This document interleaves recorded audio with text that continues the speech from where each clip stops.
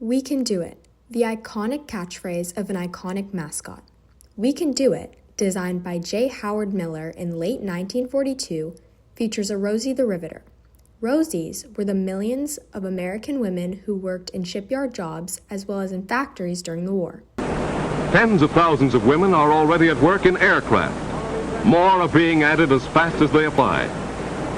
There is more than what meets the eye to Rosie, though. War propaganda posters and videos were facilitated by the United States government in an attempt to get people to do what they were seeing, and encourage things like buying war bonds, staying quiet about war plans in case of lurking spies, and especially attempting to dictate gender roles throughout the war. To better understand propaganda, let's take a look into the changing advertising industry of the 1920s. Edward Bernays, an Austrian-American often coined the father of public relations, brought a new understanding to propaganda. He used his knowledge of mass psychology and said, "We understand the mechanism and motives of the group mind. Is it not possible to control and regiment the masses according to our will without them knowing it?" Bernays revolutionized the advertising industry. He used the idea of a group mindset to influence people. Group mind in this case means the beliefs of the general public population. It describes how Bernays later explains that people are the heavy influencers of each other, even if they don't know it. Men are rarely aware of the real reasons which motivate their actions. A man may believe that he buys a motor car because, after careful study of the technical features of all makes on the market, he has concluded that this is the best. He is almost certainly fooling himself.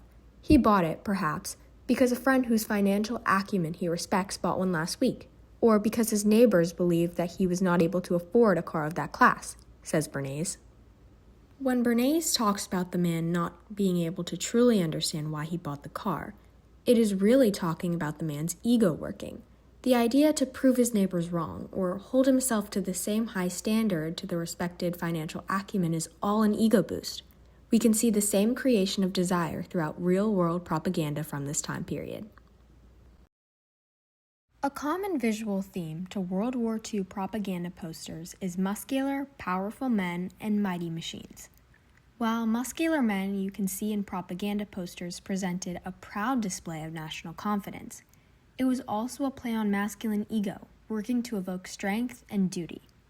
In posters like Keep 'em Fighting, created by the National Safety Council that premiered in 1941 to 1945, and Defend Your Country, Enlist Now in the United States Army, created by Tom B. Woodburn in 1943, men were displayed with big muscles and patriotic props like nuclear weapons. This is a play on men's ego by glorifying their strength and passion towards their country. We can see the same attempt at a play on emotions for women. Poster and film images glorified and glamorized the roles of working women and suggested that a woman's femininity need not be sacrificed, even in the work that was previously reserved for men. In the face of wartime labor shortages, women were needed in the defense industries, civilian service, and especially for women like our friend Rosie the Riveter, in factories. Women's employment increased 10% during World War II, from 5.1 million in 1931 to 7.25 million in 1943.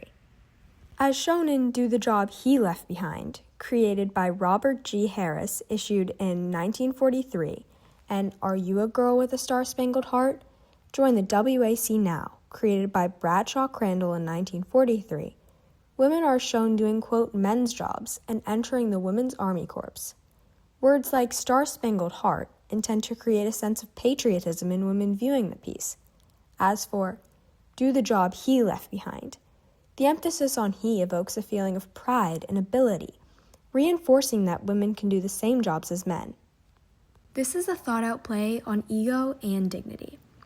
For men and women, war propaganda reveals the gender roles desired by the state during World War II. Men were wanted fighting in wars, and women, aside from working in the home front, needed to fill the vocational gaps men left behind. What made this so compelling is that the thought of middle-class women working in jobs like this didn't even cross minds prior to the war, despite working-class women having positions in factories since industrialization. If a boy and a girl applied for the same job, they wouldn't even take the girl in or consider her. They just let the boy in the door, and that would be it. The posters encouraged a shift in gender roles for women, where femininity could be preserved despite doing these jobs. Though women were previously unwanted in some career fronts, they now were desperately needed. They were asked, even through these simple posters, to work in the same jobs that they were not even thought in before, and that was revolutionary. It was a crack in the door to occupational equality, where jobs did not belong to gender, but to whatever skilled person could handle them. Unfortunately, despite their help during the war, the foremost message that was sent to women was that their efforts, activities, and heavy sacrifices would only be needed for the duration of the war.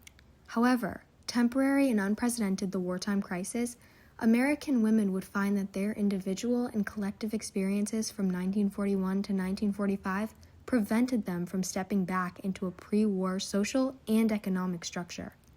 A step forward was taken for women in the workplace, and many found it difficult to take a step back. Women all over were reacting to this, and even something as straightforward as a propaganda poster was a strong push into a domino effect of reformation for women's rights soon to come.